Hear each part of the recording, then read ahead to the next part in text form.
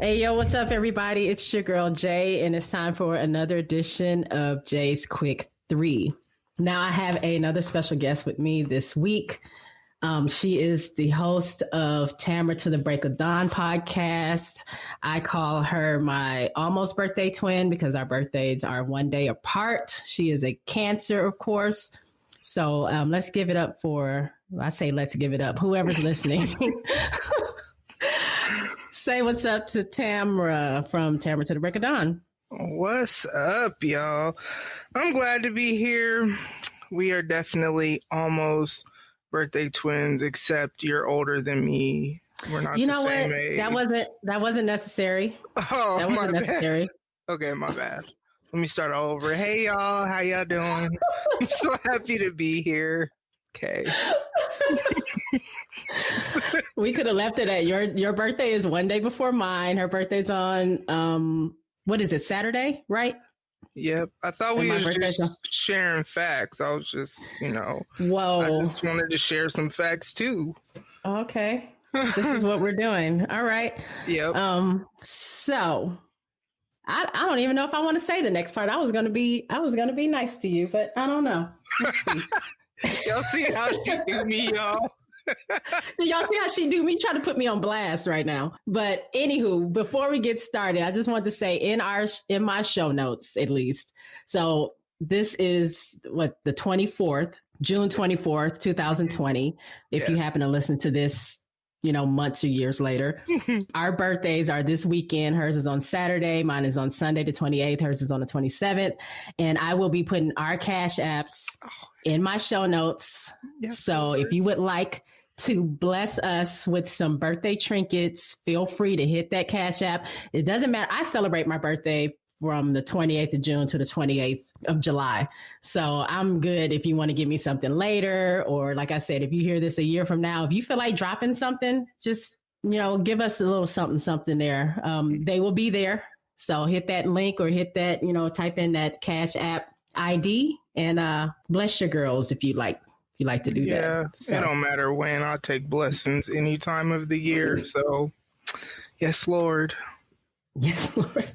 So, besides you trying to hate on me already, how's it going? How are you? I really was not trying to hate. I don't even understand. I was just, but I am great. Yes, it is our birthday week. So yeah, it's an exciting time and, minus everything that's going on, but besides that, I'm out here about to be 40. Welcome to that club. One day I'll get there. Oh, she's okay, but y'all notice she said welcome, meaning you can't welcome somebody where you know what? Let's get started with the show. We're gonna go ahead and get started with the show. Y'all peep that? That's all. That's it. So we're going to go ahead and start our topics. I feel like I was going to say something before we started the topics, and I really don't remember what it is. So it'll hit me later or maybe not. So let me pull it up here. So this is my number 3. So we know that it's been a lot of things going on in the media surrounding Black Lives Matter and just, I guess, attempting to be more equal with things. So I found this article that talked about, and you probably saw this. So a lot of companies are starting to change their logos because they're racist, and they have been racist my whole life. But now 2020, they decided to go ahead and right that wrong. So I want to get your take on it, but I'm going to read a little bit about who these companies are that I have in this article. I know there's other ones that's also doing this, but so we have Aunt Jemima, who we all know. She was owned because I guess she's based off a slave, but Aunt Jemima, the company is owned by Quaker Oats, which said that this is their statement. We are starting by removing the image and changing the name of Aunt Jemima. We will continue the conversation by gathering diverse perspectives from both our organization and the Black community, because they need to ask us, to further evolve the brand and make it one everyone can be proud of and to have in their pantry, to make everyone be proud to have that in their pantry. And it says, the brand features a Black woman named Aunt Jemima, who was inspired by the mammy stereotype popular in minstrel shows in the late 1800s. So that's Aunt Jemima. Then we got Uncle Ben's. Uncle Ben's is owned by Mars. So they say, as a global brand, we know we have the responsibility to take a stand in helping to put an end to racial bias and injustices. As we listen to the voices of our consumers, especially in the Black community. I mean, I think we just heard that before, but in the Black community, and to the voices of our associates worldwide, we recognize that now is the right time to evolve the Uncle Brand's brand, including its visual brand identity, which we will do. But it also says they don't know when that's going to happen. They don't know what changes they're going to make, but it's going to happen at some point. Then Mrs. Butterworth's. I love Mrs. Butterworth's syrup. That's my syrup, actually. They are owned by a brand called Conagra Brands. I'm not sure what that is, but they said, we stand in solidarity with our Black and brown communities, and we can see that our packaging may be interpreted in a way that is wholly inconsistent with our values. They said their intention was to invoke the images of a loving grandmother, but the company acknowledged that the packaging might be problematic. And cream of wheat. I'm not going to read all these statements because they pretty much are the same. So cream of wheat is going to change what they have on the cover or their logo. Land O'Lakes is changing their logo, which has a Native American woman on the front. There's something called Geechee Boy Meal. I'm not sure what that is. I haven't heard of it. It's from South Carolina. It looks like it's a line of grits. And that's kind of, I guess it comes, Geechee is a dialect spoken mainly by the descendants of African-American slaves who settled on the Ogeechee River in Georgia. And then Eskimo Pie is also changing, I think, their name and their logo. So it's a lot of that happening. And I don't really know how I feel about it, because I feel like, yes, thank you for the change. But I just feel like we knew this was racist a long time ago. So I don't know, again, what now makes people want to change this. I don't know if it's the power of social media or the pressure. But I mean, I guess I should be happy in some form that change is happening. What I want to see, and I thank them for changing it, I want to know where your dollars are going. I want to know where, like, are you donating to Black Lives Matters programs? Are you trying to get protesters out of jail? Are you paying for their lawyer fees? Who's on your board? I know you're changing the face, but I mean, are you changing your makeup of your executive teams? Like, I want to see that stuff. I want to know what that is on the company side. And I don't know how I feel about it. What do you think about all this?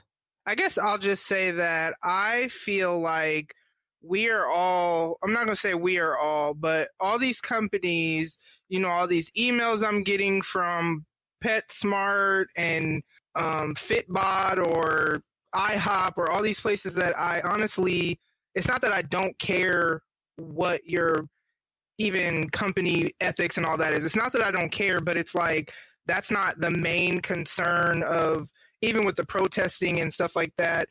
It's like, this started with police brutality, and then yes, it's exposed all this other stuff, but I just feel like if they just gave the police accountability for their behavior and actually convicted people or whatever, that would be great. You know what I mean? In and of itself. But I mean, sure, if Aunt Jemima feels like suddenly it's like everybody woke up, for lack of a better term, at the same time, and it's weird because it's not even like nobody came for them. I don't know. It's just. Yeah, I agree. Almost like, what are your hiring practices? Like, yeah, kind of like you said, what is really going on inside your company? I don't know. I don't know if all this brand change is that. If I don't know if it's real or is it fake? Is it just for show? Are you just trying to make sure you get our money? You know, stuff like that. So Right. I don't know. No, yeah, I agree. Like, I feel like I hate to be skeptical. I just feel like I don't want that to be a distraction from what's really happening. Like you said, if they can just stop killing us, then we be good. Like, I mean, I understand there's other like racial undertones. You know, racism is through everything we do, watch, eat, whatever. And yeah, we definitely should make moves to change that. And like I said, I guess I can applaud that, but let's, you know, there's bigger issues also out there. So I'm happy that Aunt Jemima is changing to, I don't know who they're going to put on there, a white lady maybe, but like, can't stop killing us. Like, let's do that. Yeah. Let's stop doing that. Let's get some reform going on, real reform. Let's get these bad people out, and then we can start gutting these companies, because just like you said, like, I'm not getting the emails because everything goes to the junk email, but like, I'm, you know, I guess it's cool that Amazon, and I think I said this last week, Amazon and FedEx or whoever else is like, Black Lives Matter all of a sudden, and that's cool. But Black Lives mattered 10 years ago. Black lives have always mattered. So what is different now? So are you really doing this because you care about Black people? Or are you doing this because you don't want to be an outcast on, you know, because social media is such a powerful thing now. You don't want to be a hashtag with trending because you are deemed as racist. So you just splatter a little Black Lives Matter, we stand with Black Lives Matter on your website. But are you really doing the change? As much money as Amazon. I hate to keep picking on Amazon. I shop at Amazon more than probably anybody. I'm on there every day. Maybe that's why I'm picking on them. But I want to know where the dollars are going. Like, you know what I'm saying? Like, you have the money. So thank you for the banner. But what are you doing to contribute to, if you're so into Black Lives Matter, what are you doing to contribute to that movement? And that's what I'm saying. Like, I don't think we should let up on, you know, just be satisfied or happy. That's the word, satisfied. I'm not satisfied with just that. You know what I'm saying? And I think we all as a collective just need to keep pressure on these people to make them like really put their money where their mouth is, because they have the money, you know? I think too. And it's like you said, we mattered 10 years ago, 50 years ago, 100 years ago. And if you're just now deciding that Black people matter, then I got to wonder, like, why are you just now deciding that? Like, How did you just decide? Now, I did hear with Aunt Jemima, maybe Uncle Bed's too. I did hear that they had kind of been working on that. That's why with Aunt Jemima, they changed the logo. Like, it used to be different. So they've kind of been working on that. So I'll give them that. But everybody else, I don't know. And I don't know. I hope it ain't a trending thing, because we going to be here when the trend stops. And you can't go back to what you was doing before. Right. And also, Mrs. Butterworth has changed also. Like I said, that's my syrup. I used to, you know, I frequent when I used to eat a bunch of pancakes and waffles. Shout out to Autumn. But their first, well, I wouldn't say first. When I was a kid, it was way more racist than it is now. Like, it looked like, I don't know if you remember, and they never showed her face, but she kind of reminded me of the Black lady in the Tom and Jerry commercials. I mean, cartoons with the slippers and stuff. Like, that's how she was shaped and everything. And that's why, I don't know, I think I was drawn to that as a kid, because I was like, oh, that's the lady from Tom and Jerry or whatever. So they've changed since then. But, you know, I don't know where they are now. I haven't bought that in a while, but yeah, I totally agree with you on that. So hopefully these companies, it is real, and it is real change. I guess only time will tell if if that's true or not. So, I mean, that's all I have on that one. All right. So I got number 2. All right. So what I'm seeing, and it kind of actually goes along with your topic a little bit, which is funny because it's not like I knew what you were going to talk about, but kind of along that line of, so much focus on racism, division, but then trying to fight for our rights and everything is this, and I guess it's always been here, but this whole idea of like this cancel culture, like we're canceling this celebrity. I'm seeing people posting racist things on social media and then getting exposed and then getting fired or losing scholarships. Or I've seen in my city a business that's been there forever closed down because they protested and he didn't want to apologize and this, that, and the other. So I'm seeing this cancel culture. And the one thing that I've been thinking about all of this is like, so 2 things. One, I feel like there's no grace for anyone anymore. It's like we don't forgive, we don't try to understand. And some stuff, racism aside, some stuff you don't need to try to understand. But I'm just saying, I feel like we've really moved towards just cutting people off quickly. So there's that aspect of it. But then I started thinking, like, should what you do online or whatever, should that really affect something like your job or something like that? Because I mean, there's a lot of stuff I do outside of work that I would never do at work. So it's kind of like, where is the separation between that? And so that's kind of what I wanted, talk about, because I feel I'm like torn. There's the part of me that's like, when you get into stuff like racism or you done killed somebody, or I don't know, I'm trying to think of like super extreme things, then yeah, we don't want to support that. And, celebrities have this platform and this, that, and the other. But at the same time, I don't really care. I don't know. I don't really care about celebrities like that to where they are going to make or break necessarily what I, believe or what I feel or whatever. So I don't know. Yeah. And then I just also think, like I said, there's stuff that I do, some little. I'm not going to drink at work, but I'm going to drink, not at work.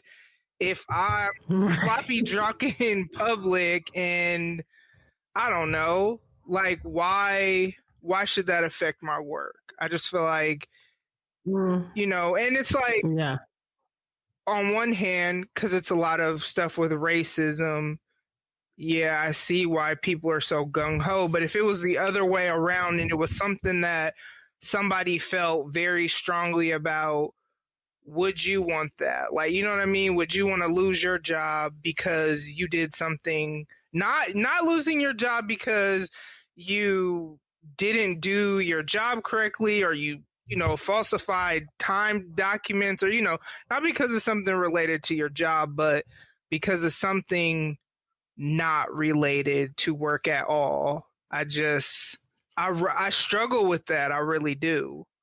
What do you think? So are you saying, like, so outside of being like, I don't know, racist or child molester or something like that, if you're doing something outside of work that you're just having a good time, then they shouldn't hold, like, say teachers, some teachers get fired because they're like twerking on some video or something like that. Like, are you saying that type of stuff, where we want to like hold people accountable, or what?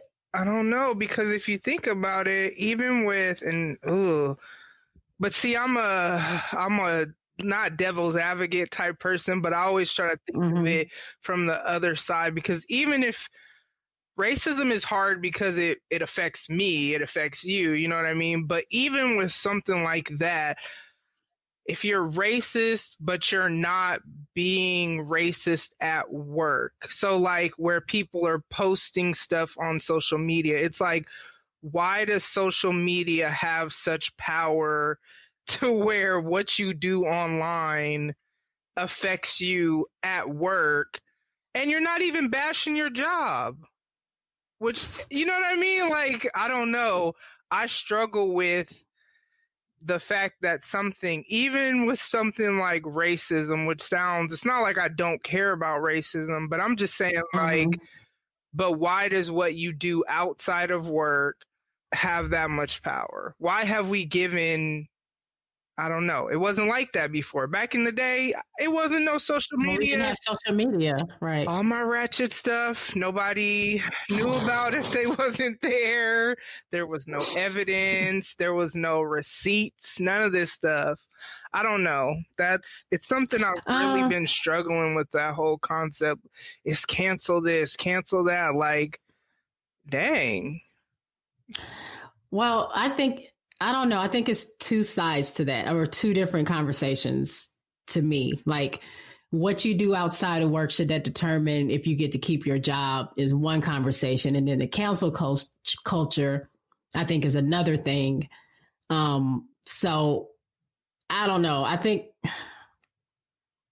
I find it hard. Like, if I knew my boss was racist, that he's posting racist stuff on his Facebook or whatever it is where he is, I don't think he should be working there, because our policy is that we don't have racism. I mean, it doesn't say that like in plain text, but it's our beliefs are whatever.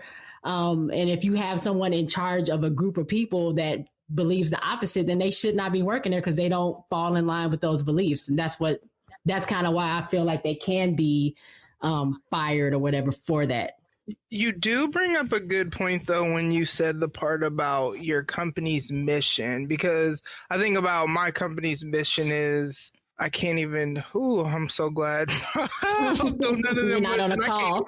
I can't even think about what it is, but it's something about, I don't know, we work with, people that get welfare and stuff like that and help them become self-sufficient. So it's a very diverse company, but then also there are different sectors of it. So I'm in workforce development, but then they get into home health care and I think even pharmaceutical stuff. Not 100% sure on that, so forget that. But the whole point is, it's all about diversity and all these things. So I guess that makes sense, because if they wouldn't have sent us a statement saying, hey, these are our values, so this is what we view about whatever, I would have felt some type of way. And I guess on this side of things, I wouldn't want to work, for a boss that was racist or whatever, because that directly affects me. But then, as I said, when I think about it from the perspective of the person, and this sounds crazy, because it's not like I'm saying it's okay for them to be racist, but I don't know. I think I get what you're saying. That has nothing to do. Like, if I can say if I'm an alcoholic, but I'm a functioning alcoholic, it doesn't matter if I like go home and I like fall out drunk all day. But if I come and do my job, that's all that should matter. Yeah. So I to me, yeah, and I tie that to the cancel culture, because somebody's job is getting canceled, but then we also canceling celebrities and saying at least people say they're not supporting them. I don't know. I don't believe it. I don't believe in that. And I don't say, but I guess for me, I don't really, this celebrity, I want to support you. If what you're doing is entertaining to me or whatever, because that's their job, is to entertain people. Then I'm gonna support that. But I've just never been a big, this is my favorite anybody. Okay. Coming from a stan, because I am one. Oh yes, I know. But as much as I love whoever it is that I love, you don't know what you don't know. So that goes with work, and that goes with your celebrity or whatever. got to understand celebrities are people just like us. They're going to make mistakes. They're going to say stupid stuff. I say stupid stuff all the time. It's just, it happens to not be on camera or not be, trending, whatever, you know what I'm saying? So it's not as important, I guess, if I said something crazy versus, I don't know who's popular. What's the girl? Doja Cat or something like that. But the thing that I don't like about cancel culture is that it is not real. Like it doesn't, people's attention span for cancel, it doesn't work for cancel culture because you cancel this person today. 2 weeks later, they're going to drop some song that you like. You're going to be on your whatever TikToks or whatever it is that the people do. And you're going to be jamming to that. And they're number one again, as far as celebrities are concerned or actors or whatever. Like it doesn't matter. So if you're really going to cancel somebody, that means you're not supporting them, at least to me. You're not supporting them. You don't have anything to do with them. As far as you're concerned, they don't exist. So you can't be riding this, I'm canceling this person, but then still jamming their music or still going to their concerts because they dropped something hot like 2 months later. You know what I'm saying? I guess it depends on what it is that you're canceling them for. Like, so if it's, I don't know, how can I put it? Kind of like what you said. It also depends on some stuff that people want to cancel folks for, which is also why it doesn't last. It's like little petty stuff that like anybody can make a mistake over. So you're mad at this person because they did that, but what are you doing? You know what I'm saying? Like you have to hold yourself accountable, kind of put yourself in that person's shoes. So the whole cancel thing doesn't matter to me. Like the Kanye thing, I don't mess with Kanye. I don't support Kanye, but if you like Kanye, that's fine. I feel like, and I don't know, I feel like Kanye loving Trump is what did it for me. But I haven't listened to Kanye since 808s and Heartbreaks, or maybe a little bit after that. I don't even know what year that came out, but he's released like 4 or 5 albums maybe after that. I haven't listened to him. So I can't cancel Kanye because I haven't been listening. Like he just wasn't putting out music that I liked. I don't kind of mess with him because of the whole 45 thing. But to me, it's a little different. I'm not even going to bring that man up. I just think so that I got one more little thing I want to sprinkle in there. And this is all based off stuff that I've seen mainly on Facebook, because Facebook is predominantly people that are posting like they live where I live. So it's kind of like it's local stuff.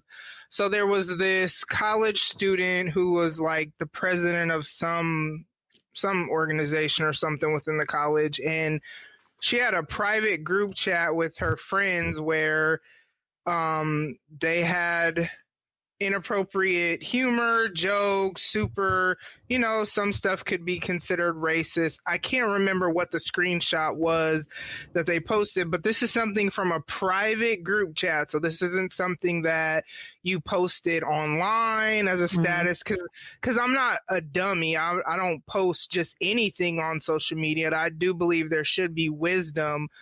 But this was a private group chat that, first of all, whoever it was, somebody ain't solid because they exposed you.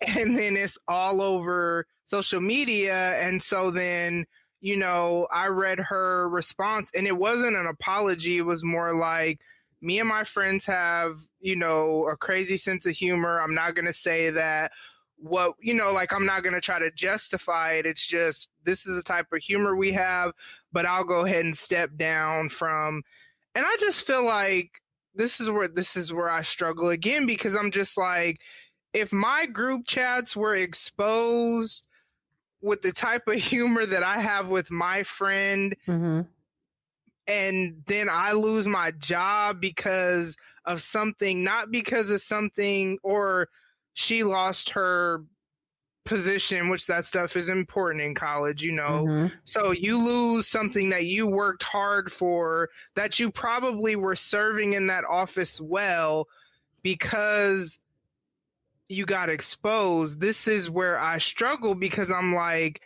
it's not like she did something at the school in whatever. I just think they taken it too far, and that's my number 2. Okay. I guess we ended it ending it? I guess I think we're going to go in circles because. Yep, and I feel that, so that's why I'm like, okay. Yeah. All right, that's number 2. Yep. All right, I might dig into this on my own on one episode because I feel like there's more that I have to say. So I just want to say, if you love Kanye, love Kanye. I don't care. That was my point. Like, just do you. But I just think it's fake. I think the cancel culture is fake with this time. I'm not even going to bring the generation thing into it. I just think this time, the people our age, under us, the generations, like this little specific time frame we're in right now, is too much going on, and we can't focus on one thing, so it doesn't work because it's not effective. Everybody, these people are so rich, there's not much you can really do but like hashtag them. Kanye's still making millions, and he's you know what I'm saying? Like, to me, that's to me. But anyway, that's number 2, right? Wait, you look like you have something else to say. I know. I do think the age thing, and I'm not going to go as far as to give the younger generation just all this credit that they're doing all this and we're doing nothing, because I know that's not true. But we do have, like, social media for us wasn't as, like, we grew up without it. You know what I mean? Like, we grew up, what they had, AOL, dial-up, and all that. We grew up with that, where we grew up where there wasn't social media and it wasn't that popular. And then as adults, it's a part. So I feel like we have some maturity. We understand just kind of where you're talking about hashtags and stuff like that. Like, it's more than just a social media thing. Like, yes, social media is a super quick way to bring awareness to canceling people, if that's what you want to do. But to your point earlier, it is a lot of times for petty reasons. And the biggest thing you said is that people don't have the attention span for it. That's basically what I'm gathering from what you said. Like, it's like, and I think that's why we're all over the place with the focus of businesses coming. It's like, I'm not going to say, I don't want to discredit the movement, because there are good things that are happening. Like, I believe I just saw an article earlier where they're indicting I don't even remember their names, who killed the Ahmaud Arbery young man. So like, even though, bruh, how they was just out here free all that time. Right. Like, but, you know, good things are happening. I think it's a gift and a curse, the social media, you know? Yeah, because it's like, it's bringing awareness. We wouldn't know what's going on. Sometimes I wish I didn't know what was going on. But I think also that's kind of why we're all over the place, because that's how it's representative of the generation that's, I'm not going to say they're leading this, but I will say that I guess because they're just more gung-ho, good with social media and all these things. And so it's like they're ADD, and that's why everything is like, ooh, syrup, Starbucks, no Black Lives Matter. Wait, just kidding. Yes, you can. Like, what? Right. Yeah. But yeah, I'll go in circles about this. So, okay, that's number 2. All right. That's number 2. All right. I feel like I'm about to sneeze. Stop it.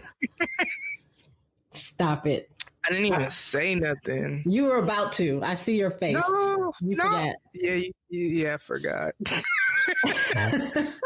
All right. So my number one this week is something a little fun, because, you know, I want to like veer off a little bit from like all the heavy, not that our conversation was heavy, but just to have a little fun. So we both are Cancers. Obviously, this is our birthday week. Normally this episode before my birthday or right after, I would talk about like where I am, because it's usually how I don't do New Year's resolutions. I do like where I am a year ago from my birthday till now and see if I've Girl, me better. too. Do you do that? Yes, Okay. I do.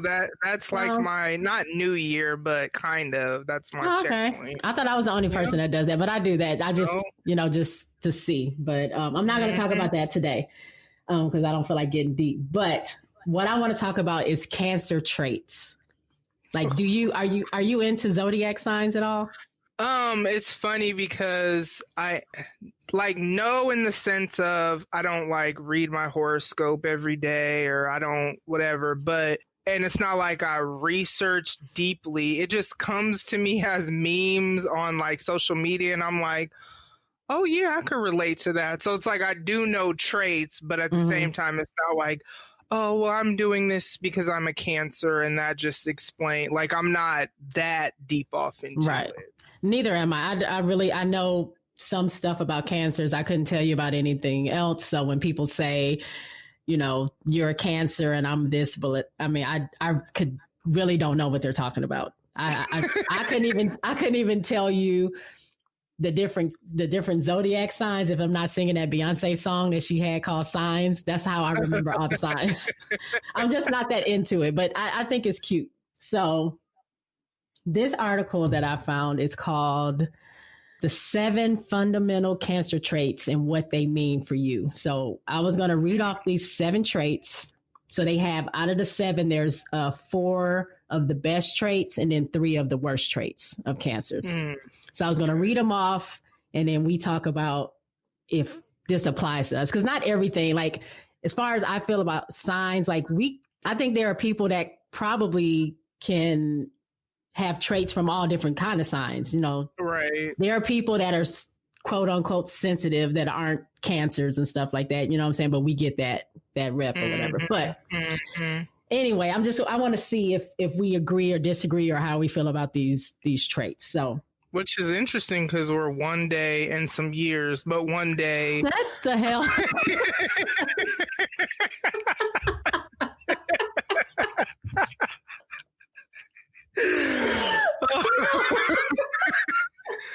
Man. Cut it out. Okay, my bad. I don't It's not like, black don't crack though, so it's all Gucci. But it ain't one day of the same year. It's like you were here and then some time came by and then I was born. Number 1. Okay. Number 1 of the positive traits. So like I said, there's 4. Loyal. So I'm not going to read the whole thing. I'm just going to kind of skim through it. So it says, Cancers can be difficult to connect with at first, but once they've opened up, they'll be committed to you for life. Nevertheless, it takes a long time to fully gain a Cancer's trust. So don't expect undying or unending loyalty right off the bat. Cancers will do whatever it takes to help the ones they love, even turn their backs on their own beliefs or sense of judgment. Their strong ability to empathize with others is partly what makes the Cancer sign one of the most devoted in the zodiac. What do you think about is that something that describes you? Yeah, I like especially the part where they said it takes a while to get their devotion or whatever. I'm definitely someone who it's levels to it. It's like I open up more and more as I interact with you, feel comfortable with you. It has to feel natural. I don't like forced whatever. We either build rapport or have rapport or we don't. But then I'm also that person that we could not see each other for years. And as long as we didn't end on bad terms, you still that same person to me, which isn't always a good thing, I'm learning, but you're still that same person to me that you were 3-4 years ago or whatever. And I just, until you show me different, you got my loyalty. Right. And I agree with that. I feel like, yeah, that's pretty much me to a T. It does take me a long time to get, I wouldn't say, I don't know if it's a long time. I think it depends on the person, but I definitely have to warm up to the person. I'm not just jumping in. I'm very observant and I kind of kind of like want to feel your energy or kind of just see how you move before I'm like jumping into that. I'm always going to be, I feel like I'm friendly. I'm always friendly and nice and cordial and stuff. But to me, like being a friend, like a friend, that's when my loyalty jumps in. And like, I'm like they said, I'm with you. Like you said, I have friends I haven't talked to. Seriously, it's years that pass that we haven't talked. But whenever we do talk, it's like it was yesterday. Like we'll fall right back into it. I don't have any bad feelings. I know people have life going on. And, long as, like you said, we didn't fall out, it was just like time passed and we're cool. So yeah, I feel like I am loyal, but also, like it says, kind of like to a fault, because I'm going to go to the end of the earth for you. And sometimes I'm not even putting myself first and taking myself into consideration because I'm worried about this person. So I have that. I have that issue, I would say. I feel like I used to be more like that, but I've grown away from that because I've gotten burned by that a bunch of times. And so and it's hard because I am naturally bent towards loyalty. I mean, like, can't nobody tell me nothing about you. I remember somebody tried to, I don't know if he was trolling or if he was trying to be for real and tell me something about a friend of mine that I've known this dude since like high school. And I was just like, no. Well, would you consider, no, you can't tell me. And I was right, you know what I mean? But like, you can't come and try to tell me because, like you said, I'm observant and I read people and I'm usually, even if I don't say nothing, I'm usually pretty spot on about whatever assessment I've made of the person. And so if you my friend, and can't nobody, like I said, only you can change that. Right. And then there have been the people that have, and then that's why I'm not as loyal. It's not that I feel like maybe I'm more loyal to myself a little bit more instead of, being more loyal to them. Yeah, I get that. But I like that one. The next one, which kind of falls into kind of what you were saying a little bit, is protective. So it says, in addition to being loyal, Cancers are extraordinarily protective of their loved ones, sometimes even to a fault. That's that word again. Why gotta be to a fault? Because, I mean, when we go hard, we go hard. It's just, that's the way it is, I guess. Cancers will, they deeply cherish their family and close friends and will often go out of their way to protect their loved ones, no matter the cost. Because the Cancer sign is strongly tied to an image of home, Crabs will go to extreme lengths to protect their homes and those in them. It's similar to a parental instinct. The home is where Cancers feel most at peace, so it's crucial that they try to protect it as best they can, not just for their loved ones, but for themselves. While this protective nature can be overbearing at times, it comes from a generous place and a truly devoted heart. Are you protective?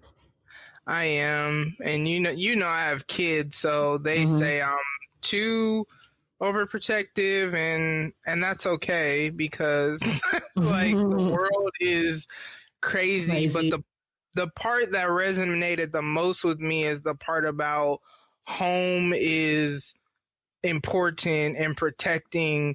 I often think of it like protecting the energy in my home or whatever. Like, I don't let just anybody come to my house. And if I let you come to my house, it's an honor simply because this is where I'm chilling. This is where I'm like, I expect mess at work. I expect, somebody to piss me off in traffic. I expect maybe somebody's going to be rude at the store, but at my house, no, you're not about to. This is my house. You either, you're not going to, even my kids, sometimes I'll be like, bro, y'all are disturbing my peace with your arguing. Right. Like, so that's the part that resonated with me the most. Yeah, I never really thought about that, but I guess, I feel, which later in this article, it talks about Cancers being kind of introverts as well. So I attribute some of that to being an introvert, but I am very protective over my house. Like you said, I deal with so much crap outside of the house, like at work or whatever, and dealing with people's problems and whatever they're on. When I come home, I just don't want it. Like, I want to be peaceful, and I live by myself, so that's great. But when I've had roommates or I've lived with people before, I just get super irritated because it's like, I like what I like. I don't want to be bothered. There's times where I just want to come in and just relax. And, I don't want to have a conversation with someone. I don't want to talk about what your day was like because I need to decompress from my day. So I guess that's kind of what I see as being protective over your house. But another funny thing I was thinking about when I read this is that, me and my mom and my sister, me growing up, I didn't get along with them as well as I probably could have. We just had our issues or whatever. But I am so overprotective of my mom and my sister, no matter how much we beat, especially my little sister. And she's not little. She's, like I said, she's 37 or something like that. But I still treat her like she's 16. Because she'll be like, oh, I'm getting ready to go out. Well, who are you with? And who is this person? And what are you doing? And like, where are you going? And stuff like that. And she's like, girl, I am grown. I was like, I get it, but I need to know where you are and what's going on. I just have a trigger. I don't know what it is that I feel like I have to protect them. Like, even if we like do something simple, like go out to eat, like even when my stepdad is there, like, I'm like, why is that waiter kind of said something kind of funny. Like, I don't know. I need to watch his attitude. And then I'm like, they're like telling me like, calm down. It's not that big. No, but he kind of said, like, I don't like how he said that. And, I'm just like, dude, don't do it. Like, I don't know. I've not been pushed to levels of going, losing it or anything like that. But I just feel if somebody says something to my mom or sister out of pocket, it's going to be a problem. So I can be nice and just say, dude, I think you're being disrespectful, or you might get tased. I don't know. I don't know where we're going with it. It just depends, right? It just depends on what's happening. So I do feel that overprotect. And I'm like that with my friends, just like you said, if someone's saying something about them, like, I know them. You can't convince me otherwise. Whatever your experience is or whatever you may think, I have my own experience, especially if I've known them for a long time. You can't sway me. The only person that can sway me is them. So I'm going to be down and I get mad. I'm really good at suppressing it. So I don't really take it out on people, but I can get really mad really quickly. And so I'm very defensive when it comes to my friends and like certain people in my family. Like, you got one more time. We got one more time to say that. And then like, you need to leave, or I need to leave, or we need to like separate, because I'm not going to have you talking about my boy like that. Like, we're just not going to do that. So protective. Yes. So I guess we're 2 for 2 on these traits. All right. So 3 is intuitive. So intuition is another key Cancer characteristic. Crabs tend to rely more on their intuition than on their practical or rational sense of judgment. This is due to their intense emotional state and ability to easily detect emotional changes in others. They say it wouldn't be a reach to say that Cancers are essentially psychic, able to read people using their superior emotional intelligence. In fact, this is a skill Cancers use to avoid being deceived by others and to give them a better sense of security. They can make decisions both quickly and effectively based purely on their intuition, a strength that's unique to Cancers. Moreover, this intuition makes the Cancer sign dislike fake or forced things, such as small talk. Yes, small talk, white lies, and white lies. So if you're going to lie to a Cancer, you better not, because they'll see right through you. That was a lot. It was. That was a lot. That was a good trait. That almost seemed, I don't know. I guess it's good for us. Yeah. I guess I never really thought about the intuition part. I don't like that it says it was tied to emotions because... But then again, it said emotional intelligence. So it's like, I'm reading emotions. I'll come back to that part. But the part about I can't stand small talk. I can't stand small talk. I cannot. Yes. Like, can you put that on a shirt and I can wear it? Like, oh my gosh, just even the thought of it right now. It's draining. It is, because it's like, we don't need to talk. Oh, how was your day? Okay, that's great. Mine was this. That's it? Like, no, I want to talk about what was the best part of your day and why, and like, and then how did you feel when that was happening? Or I don't know. And I remember when I had a previous job, the forced interactions, this is when I really learned it, because, so I don't know if you're familiar with strength finders, but in the field, so I'm working the social work field, and I've had to take the strength finders test multiple times for whatever reason. It's just been important to the companies I've worked for. And so there are two strengths. One is called woo, which is winning others over. I don't have that. I could care less about trying to win somebody over. And then there's relator, which is one of my top 5 strengths. And it's, we like to have deep, meaningful interactions with people. Usually that's also why people will work in, like, I'm a social worker, so I have to have like meaning behind the work that I'm doing. It has to matter or whatever. And so with relator being one of my top 5s, people who have, so the basement, or I guess the negative side of that, as they like to call it, is that I don't do well with forced interactions and I don't do well with small talk. And then woo, winning others over, that's what they're all about. They're all about trying to force whatever to make you like them, and small talk or whatever. And this dude that I worked with had it, and I couldn't stand him. And he would like try so hard to like be cool with me. And I remember telling him, like, when I finally figured out, because it's like he had come around and it'll just make me like, get away. Sometimes I'd even like leave and go elsewhere. And one time he called me out on it, was like, oh, are you leaving because I'm coming? And I was like, what? And then I just kind of, you know, because I would say yeah if I wasn't at work.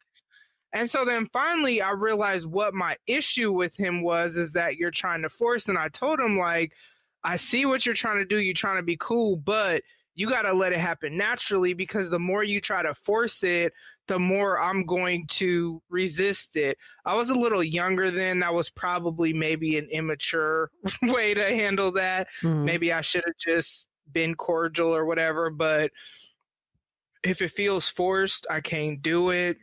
I will say, when people have vibes, going back to the whole reading people, intuition and all that stuff, there will be people that I won't, like, I'm like, man, I don't know, I can't mess with them. Some they right, some don't set well, however you want to word it. And usually I'm right. And it's funny because I remember having multiple conversations with a friend of mine about people she had become cool with, and I'm like, I don't know about that. And so she'll want to invite me to go with them. And I'm like, nah, I'm cool. And I'll be right. They don't be right. And then I'll be like, why you should have just listened to me, because you would have saved yourself, whatever. So I guess I can resonate with that.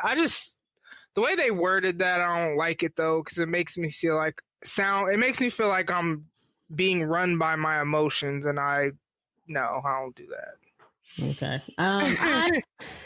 Intuition. I don't know. I guess I can agree with some of it. I don't know, because I feel like if I had good intuition, I would not have been in some of the relationships I was in, because I would have saw that coming already. Ooh, so I don't know. I don't know if I loyalty in you though. Maybe maybe something was not clicking, but I think being able to read people, I don't know if I can read people, but like I said earlier, I definitely like go off vibes, and like I observe and I just use that. And I guess it is kind of emotional feeling, because you can kind of feel when somebody's not, like, I can, like you said, a forced thing. I can tell when you're trying too hard, or you're lying, or you're just saying something just to to say it to me. Like I can see through it like an open window. You know what I'm saying? So I guess I can say that. I don't know. I think I'm 50-50 on that because I feel like there are some things that I miss, obviously. So I can't say that I go off 100% off of intuition. But I don't know. I can kind of read people and kind of know some of the things they're going to do before they do it. And like you said, I'm like, yeah, I'm right. I may not tell that person. I'm just thinking in my head, like, you know, I kind of said that earlier, but, you know, now it's happening. And I kind of knew that was going to happen, but okay, whatever. So I don't know. I'm 50-50 on the intuition. I wish I had a little bit more. So what, were you going to say something? Nope. Go ahead. No. Our last one on the positive side is caring. So it says cancers are known for their kind, caring nature and are incredibly nurturing, an extension of their inherently emotional personality. Indeed, we can see the evidence of this quality in Cancer's loyalty and protectiveness. When it comes to romantic, I don't know if we need to talk about that. We're not talking about romantic. I ain't no expert on that, you know. Just caring. I don't got no wisdom. That's it. Yeah. Are you caring? See, nurturing. I don't like when I think of people that I know that are nurturing and that are like, and they're all like, that's not me. Like the other day, my daughter was in here telling me about something, and then she started crying because she got upset. And I'm not one of those, oh, come here, honey, let me hold you. Like, I'll ask you, okay, why are you crying? You know, what's going on? Trying to figure out why. So I care, but I don't see myself as a nurturing. And I don't think my kids, because people who are nurturing to me when I need that, how they are is not how I am. So I don't know. But I do care, you know what I mean? And I do, like, going back to my daughter, I cared about what was going on, but I'm not nurturing. And so I don't know. I do care about people, but I don't know. They make it sound all like motherly. Oh, yeah, and like that's sad. Come lay in my bosoms and cry your tears. So I should be motherly. I got 3 kids, but oh no, man, I ain't nurturing. Okay, I agree with that. I'm not that person. I, again, like you said, I do care. I think I show the way I care in different ways, but I'm more like, so if someone's crying, and most of the time I'm dealing with people at work. So I have associates that come to me and they're crying. Everybody in my place of work knows that I can't deal with the crying, like not in a bad way. It's just like, I don't know what to do.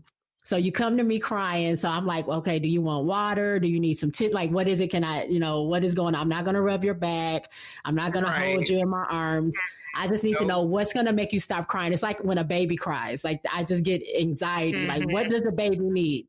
Okay, you need to go back to your mom because I cannot stop you from crying. Like, I need to know what it is. I need to know the solution.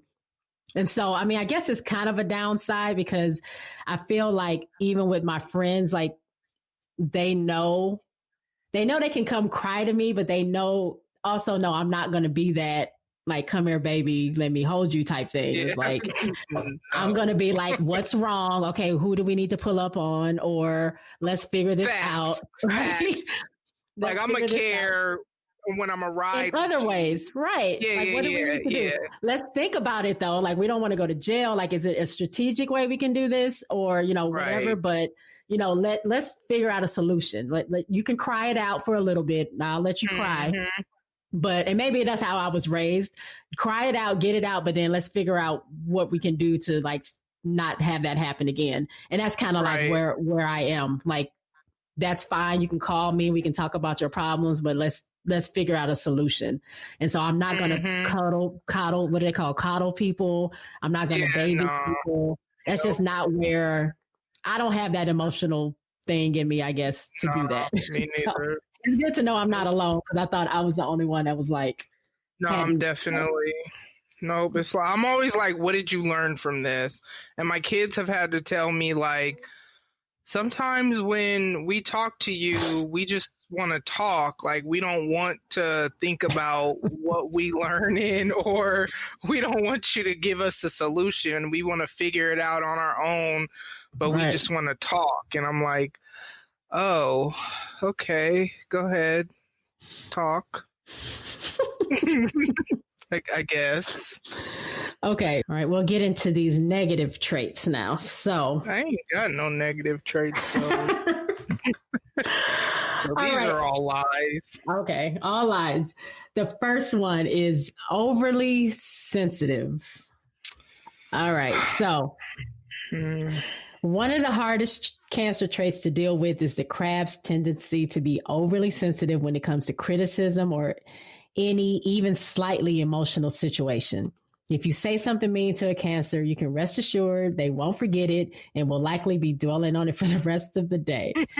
Indeed, crabs are notoriously prone to brooding deep within the safety of their shells, often leading them to indulge in a grand display of self-pity.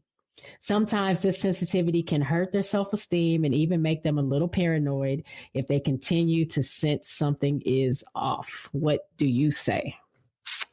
The audacity of this article to try to come for me in the week of my birth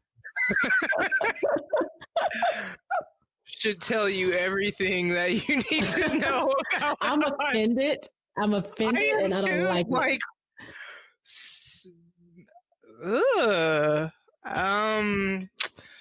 I mean, I prefer to think of it as I'm a very passionate person, so I feel things deeply, and they're not going to try to make me feel bad about it. So, I mean,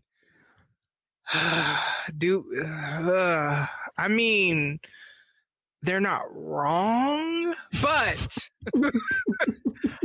how dare they? Like, who do they think they are? And I feel set up because you invited me. I'm a guest. This is my first time on here, and I feel attacked. Bruh. Okay.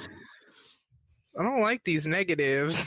So, as far as being overly sensitive, so I don't like the rep that I don't like it it feels like when people say Cancers, that if they say just the wrong thing or something, like it says, if you say something mean, that we're going to go cry in a corner or something. I'm not that Cancer. I ain't that soft. Right. I don't, I have like a, tough skin or a hard shell or whatever you want to call it. So it takes a lot to, like, if you're going to hurt me in that way to make me cry, like that doesn't work for me. But the more I thought about it, because I would say I'm the opposite of sensitive, but the more I thought about it is, I guess I can say I'm somewhat sensitive because it's in different ways. So you can say something to me, I am going to think about it, and it might hit me a little bit later, like, wait a minute, did they just say what I thought they said? Or did they just, wait a minute, okay. And my go-to, like I said before, is anger. Again, I suppress it. So I try to be, as much as I can, I try not to take it out on people because it's not usually for them or whatever. Or I don't want to be so quick to, like, be mad about something until I really know what's going on. So I will get mad really quickly, but then I've learned to, like, kind of talk to myself to be like, okay, what are you really upset about? Let's figure it out before I just lash out. That doesn't mean that it's not going to happen. It might be a time where you just hit me the wrong way and I might say something out of pocket, but most of the time I'm really good at just chilling. So I guess sensitive doesn't necessarily mean you have to be fragile or crying. Sensitive can also mean, like in my case, I might get really upset or bothered by something. So I guess I can say that. I can say I'm kind of sensitive, but not in that crying way. But when they did say the part about we don't forget, I don't forget. Like, yeah, if you do something to slight me, I don't forget that at all. Like that stays with me. I don't know if I'm gonna do anything about it, but that's in me. And I'm like, I remember how that person made me feel when they did this. So I need to do whatever I need to do to make sure that doesn't happen again. So I agree with that part. I feel like with the sensitivity thing, it depends on who it is, because I don't let everybody in. So there's people that could say something and I may remember they said it, but at the same time, I could care less that they said it. Like it didn't affect me. It didn't whatever. But then there's people who, and it's the people that I like actually let in. So I guess we could go back to the whole, when you were talking about like what an actual friend is. Like if you're my friend and that means not only do I celebrate the good with you, but I'm telling you about how I feel about different things and the way I'm thinking about things. And there's a lot of people that I don't give that insight into, like how I'm thinking, whatever. So it's like the people who get it the most are my kids, because we're always with each other. And then I have a couple of good friends where I'm super transparent with. And I remember one of them, he's my accountability person with all my weight loss stuff. And so I don't even remember what we were disagreeing about. And it started off kind of like joking, where I had text him and he didn't respond. And then he asked me about it days later. And I'm like, bruh, I told you this days ago. If you would have responded to my text, you know what I mean? Like you would have knew.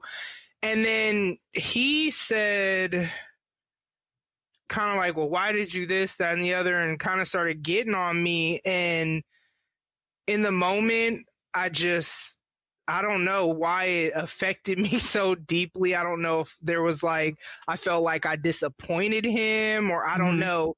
Had anybody else have said that, I wouldn't have cared, but I like cried about it later when I thought about it. And I actually, talked to him about it, and I realized I was triggered by him, but it was something that had nothing to do with him. But it also had something to do with someone else who was close to me. So I just feel like for me, it depends who you are as to whether or not I'm going to be sensitive. And I think that's why I hate the label that cancers get. It's always crybaby this, that, the other. You could say, you can call me out my name, and if you're nobody to me, okay, I don't care. Now let my kids not want to watch a movie with me though, and I'm like, how dare you? You know what I mean? Right. So it just depends. But I mean, I ain't soft though, like at all. I'm not. Yeah. That's just how they make that sound. That ain't me. Yeah. No, I agree with you when you say like it. I'm coming from a point of like friends hurting me, because like you said, if you haven't reached that level with me, it's not really much you can say that I even care about. Most of the time, I'm not even paying attention to you. So that part, yeah, I'm not going to be triggered by anything like that. But if it is somebody who I consider a friend, or we're growing into a friendship and I've let you in because I feel like that's a big deal that I let you in, and you start tripping, then yeah, that might be something that I might be, bothered by or whatever. On my mama. So the next bad trait apparently is that we're moody. So cancers are known for being moody due to the complexity of their emotions, which can quickly jump from extremely happy to extremely sad. When a cancer is upset or uncomfortable, they'll immediately seek refuge in their shells. The connection between the Cancer sign and the moon is because of the Cancer's abrupt emotional changes, which I guess has something to do with the phases of the moon, because I'm not reading all that. Deep down, Cancers expect the same caring and giving nature from others. If they don't get that, prepare yourselves for an intentional emotional outburst or mood swing. First of all, no, I am not nobody's toddler, because that's exactly what that sounds like. And nope, I don't know. That ain't me. I don't know, because there's so much. Like, I do want people to care in the same way that I do, but that often hasn't been my experience. And so I'm more like surprised when people do rather than expected and then get mad if they don't. So I don't have no intense emotional outbursts. I'll just get quiet so that I don't, react, like go off on you or react. But yeah, so no, I don't, that ain't me. Okay, so mood swings, yes. I have mood swings. I do. I don't have emotional outbursts, but I know I'll tell myself, like, what's wrong? What are you doing? Like, what are you mad about? Or why are you crying? Or what just happened? But I do have mood swings, and I've noticed that probably all through my adult life. And I've had, relationships where they've said, like, what is your deal? Because you were cool a minute ago. Now you're all pissed off or whatever. It's just, I don't know what it is, but it just, there's something that changes where I just have these mood swings. I don't know why.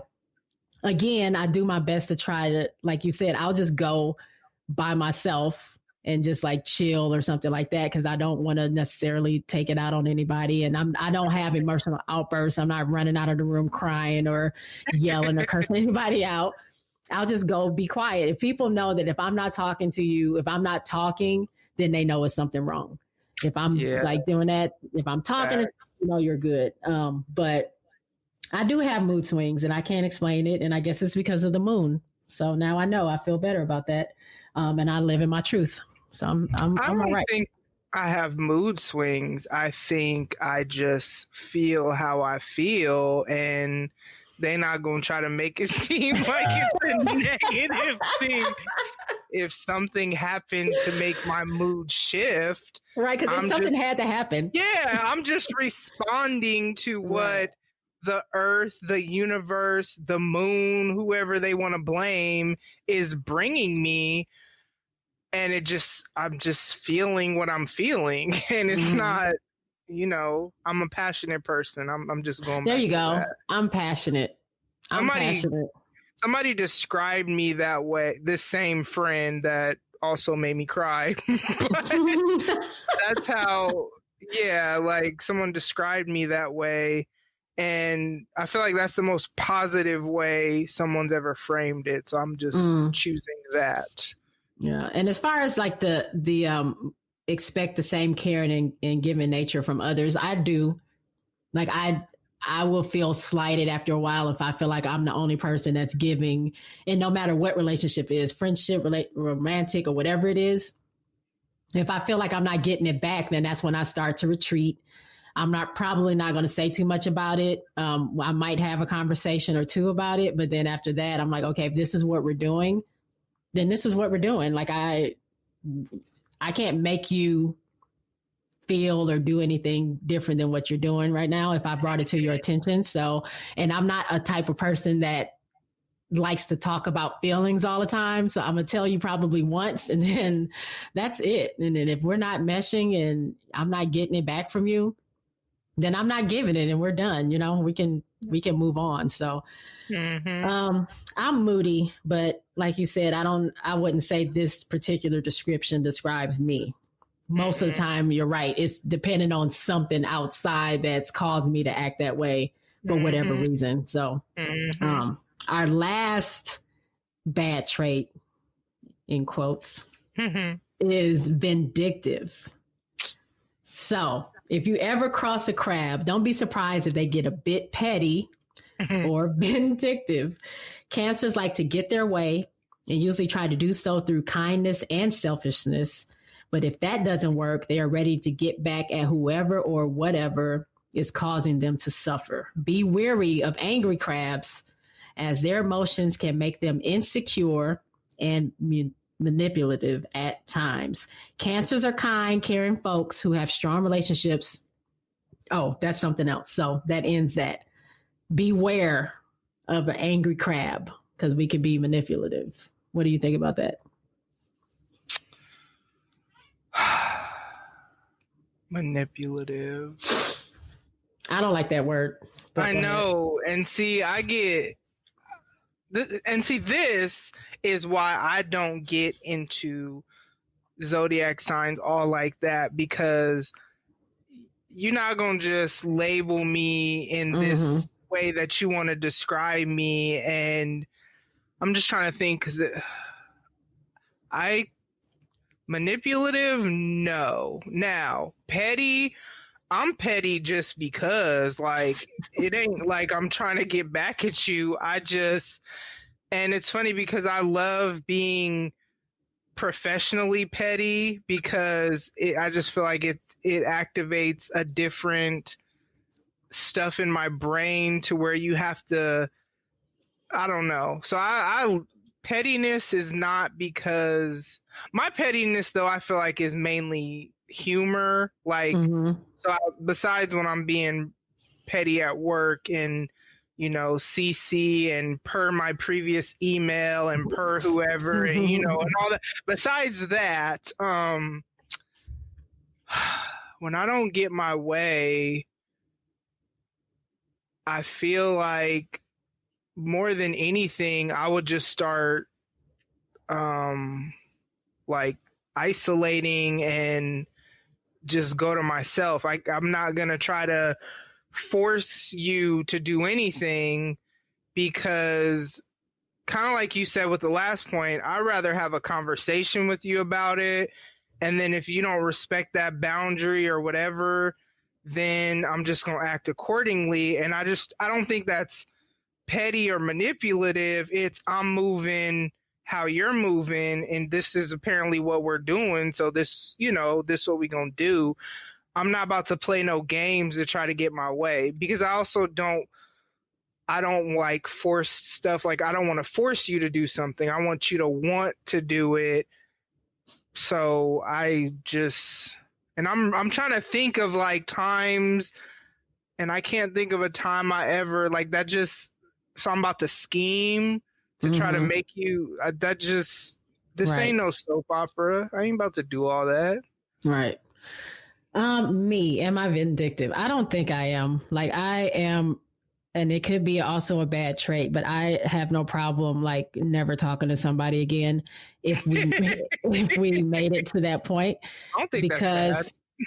Because I feel like if we tried and I said, this kind of goes hand in hand with the other thing, but if we had a conversation and we tried, okay, example, I have a friend, I don't know if she listens or whatever, but I kind of have like levels to certain friendships.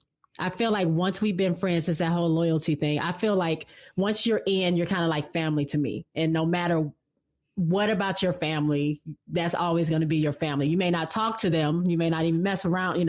That's whoever, I don't mess with her, but that's still your cousin or that's still your sister or whatever. So I kind of feel that way with my friends. Like once we get to a certain level, I mean, I can't help but still have some kind of love for you because we're there or whatever. I just know this is the type of person you are. I have a friend that, man, so she has a daughter. I call her my niece. I'm there for Christmas. I'm there for Thanksgiving. I live by myself, so I go find, wherever they are. I'm always there. I'm there for her birthdays. I'm there for my friends' birthdays, or used to be.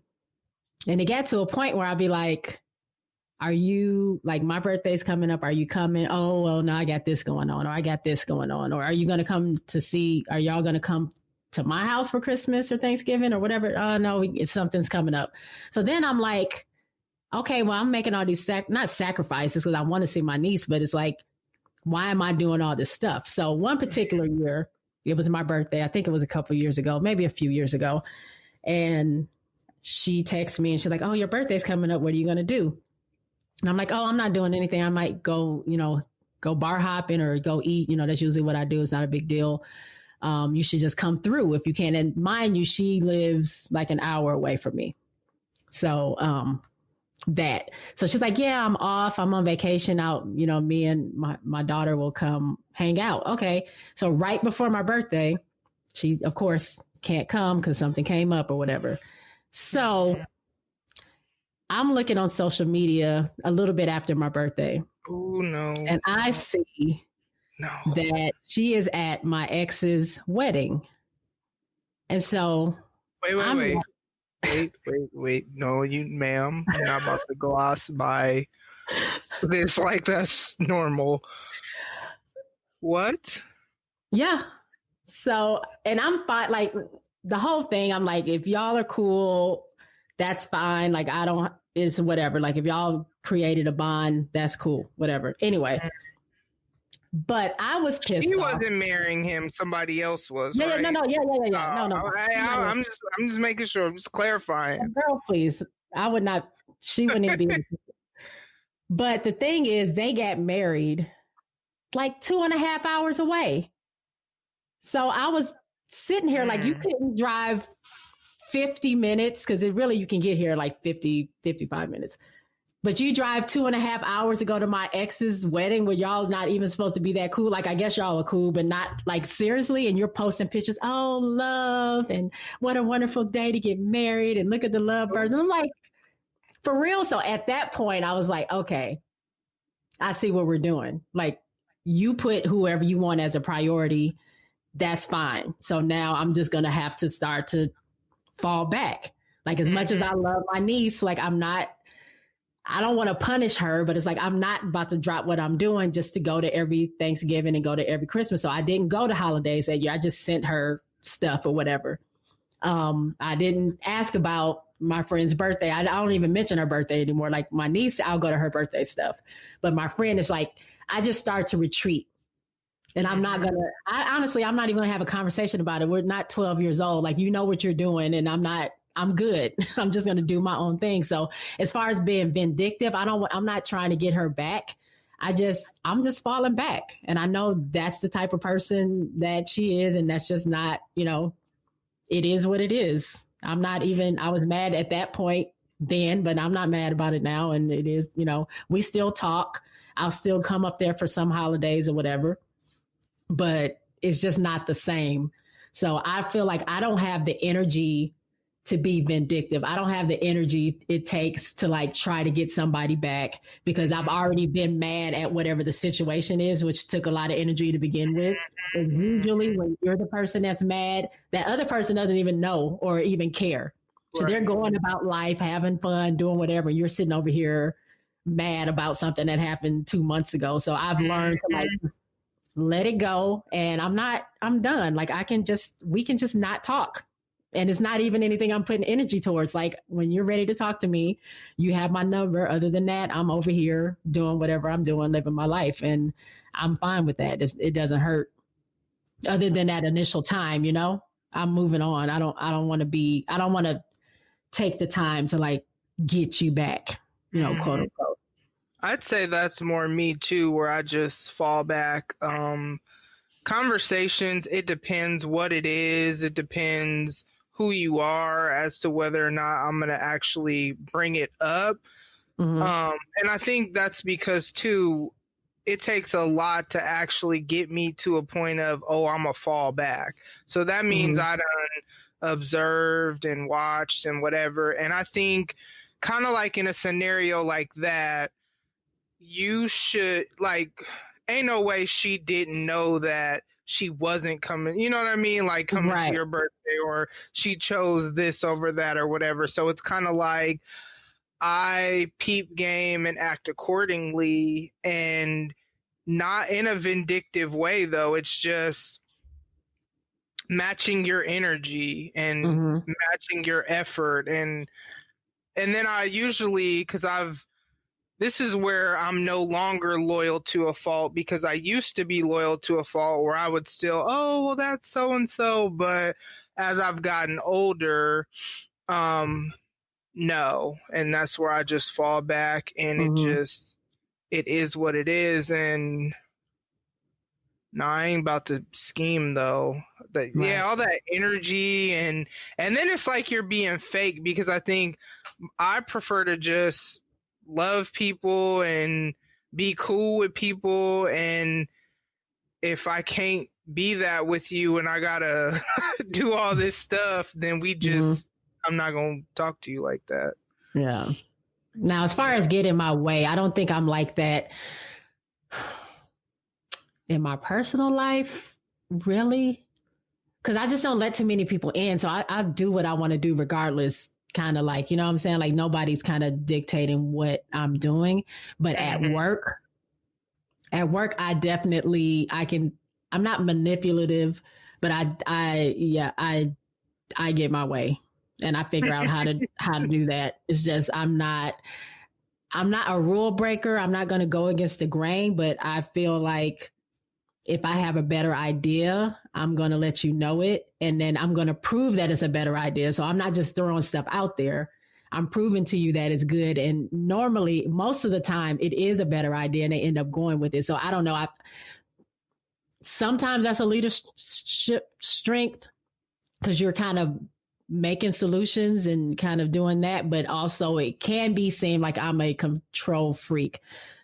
So that's what I'm kind of balancing. No one's saying that now, but I have been told by, earlier in my career that I'm kind of a control freak because, you know, I always find a way to do stuff the way I want to do it. And then it's just so happened people follow it. I'm like, look, I did it this. Can we try it? They say, yeah, and let's do it. And so I end up I don't even think I'm aware that I do it now because I've just been doing this. I've been doing it so long. It's just, why not do it a smarter way than what it is? Like, why are we beating around the bush to get to this certain solution if we can figure out this way? And it just so happens I may be right.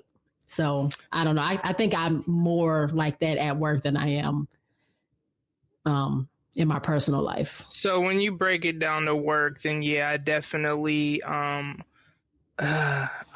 still wouldn't say vindictive, because I'm No, no, just no, not no, a, never. no, I Yeah. know, but I'm just thinking, do I I don't even want to say manipulative, because the heart behind that is just so They're negative. using all the wrong words to describe Yeah, us. like Is if what they they're could doing. just use positive words that have, similar meanings, I might go along with it. But I definitely do know how to function in an environment to be successful. I definitely am someone who, if I have a more efficient, because when it comes to work, I'm all about systems, patterns, being efficient, getting as much work done, but work smarter, you know what I mean? And so, Mm-hmm. like, what I like about, though, with my job is often my boss is, this is the outcome goal, you figure out the best way for you to get there. Mm-hmm. And I love that, because other jobs I've had, it's like they'll try to, I remember I had one boss, she like basically try to micromanage me, and I'm like, I listen, hate that. Yeah. like, you don't need, if you feel like you have to tell me step by step exactly how to do it, I would prefer that you just do it. And I actually did tell this boss that I'm thinking of, because I'm the kind of person that if you give me a task, I will own it, I will get it done, but you have to give me the freedom to figure out, because that's part of my process, is figuring it out as I go. Mm-hmm. Because developer is another, I love strength finder strength, and I just use the language that I knew she would understand. So I guess maybe that could be kind of manipulative, because I'm trying to, so I guess at work, but I haven't done it to like try to get ahead, or, you know what Right. I mean, cheat people. It's more like for freedom within the role to do it that's best for me. Personally, though, no, I don't do that. I guess I could say at work. I wouldn't use the word manipulative, but I would just say I'm a survivor and I'm out here just trying to make it happen. You know what I mean? Like, that's what I would say. We'll use that. And as far as being petty, I've been called petty. I don't know. I just don't think of those words. It's like, you did something to me. I just can't let it slide 100%. Like, I have to maybe say something. You know, I'm not going to go all out on it, but I mean, I might make a comment. I make comments a lot in jokes. Yeah, you do. You do. Wait a minute. I was just now agreeing. I feel attacked. I was just agreeing you with. Know what?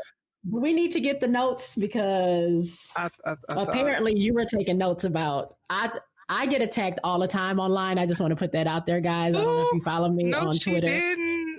Okay. But I'll joke around a lot. I am slick with the words sometimes, and I get in trouble all the time. Yeah. I've been in trouble in my high school years because of that, but it's all in good. Most of the time, it's just me having fun. That's just how I get it out. So I apologize if I offend anybody. It's not, I don't mean that. She ain't never offended me. I own my pettiness. My nickname is Petty Tam Tam. And when I hit 40 on June 27th, 2020, listen, I'm about to reach new levels of pettiness that I don't even care because I'm about to be 40. So I just figure I'm going to do me. And do what you do.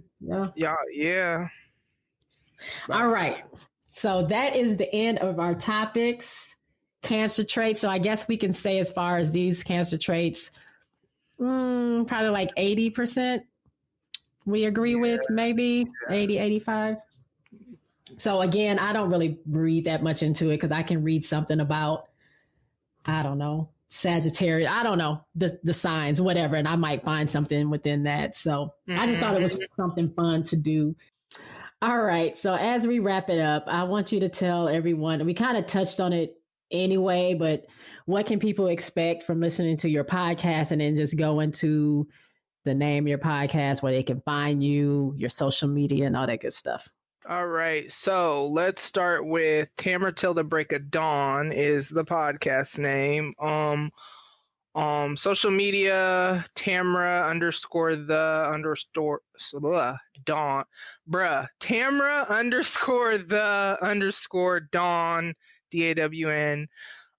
That's what I'm on Twitter, Instagram. The show has a Facebook page, but if you go on Twitter, the link tree, all my socials are on there. Listening to the excuse me, I don't got the Rona, y'all. You might want to get that checked. But no, see, we not about to. Oh, you funny. I don't need to get checked, but you know what? Finish. You can finish. Okay, my bad. I thought we was going on that bunny trail. Okay. No, we're good. So, what can you expect on the show? Basically, I take you on a journey of whatever I'm going through, and I'm just kind of talking it out. Usually, I'm trying to learn something, or I'm sharing what I'm learning, trying to encourage whoever to grow in whatever way I'm trying to grow. But really, it's just like it's like my diary. So you're going to get whatever I got, whatever I'm going through. That's all I could give you. All right. So check her out. Again, our Cash Apps will be in the notes. So if you don't know where those notes are, you can hit me on social media. I'll walk you through how to find the show notes on whatever thing that you're listening to. Or I'll just give you the Cash App, one of the two. It doesn't really matter. Hit me on my DM or social media, whatever. We'll have that there. So hopefully you guys will, wish us a happy birthday. I don't care if you guys give me anything. It doesn't really matter. I'm just going to put it out there, but you don't have to. Just a happy birthday would be great. But as far as me, you guys know where to find me. You can just go to J's Quick 3. That's JS Quick, the number 3. .buzzsprout.com. That's my host site. That's where all my stuff is. If you follow me on Twitter, JBoog for show, SHO, and my link tree is also there. So that'll lead you to all my other stuff. I don't have a bunch of social media, but hopefully you guys have been listening for a while and you know where to find me. If not, I have links on my show notes as well. So thank you, Tam, for hanging out with me. This was super fun. We need to do this again soon, hopefully. And I think that's about it. So we're going to end it. Happy Thanks birthday. But oh, no problem. I will be talking to you on social media. It's not like I'm not going to go talk to you probably after this. But anyway. Facts. Right, like right after this. But yeah, so that's all we have, guys. Thanks for tuning in. Thanks for listening. And we will talk to you guys later. Peace. Bye.